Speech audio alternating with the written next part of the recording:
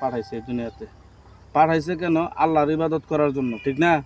তো আল্লাহর ইবাদত যদি আমরা করতে চাই, অবশ্যই আল্লাহর দেওয়া কালাম আমাদের শিখতে হবে, নয়তো আমরা আল্লাহর ইবাদত করতে পারবো না। তো আমরা যে দুনিয়াতে আসছি, আল্লাহ আমাদেরকে পাঠাইছেন আল্লাহর ইবাদত করার জন্য। তো আল্লাহর ইবাদত যদি আমরা করি, তাহলে অবশ্যই আল্লাহর কালাম আমাদের শিখতে হবে, না শিখাতে করা যাবে না।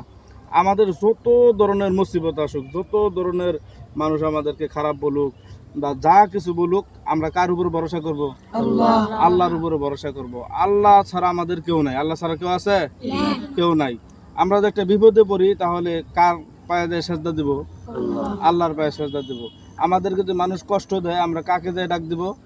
আল্লাহকে ডাক দিব। আমাদের যত ধরনের যাবতীয় হার কিসিমের কষ্ট আসুক আর যত ধরনের নিন্দা মানুষে করুক না কেন, আমরা কার কাছে বলবো সব কথা?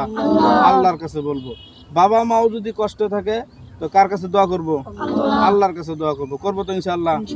আর সব থেকে বেশি বাবা মাকে মহব্বত করব। কাকে মহব্বত করব? তো আল্লাহ তাআলা আমাদের সকলকেই আল্লাহর হুকুম অনুযায়ী এবং বাবা মার কথা অনুযায়ী চলার তৌফিক দিন।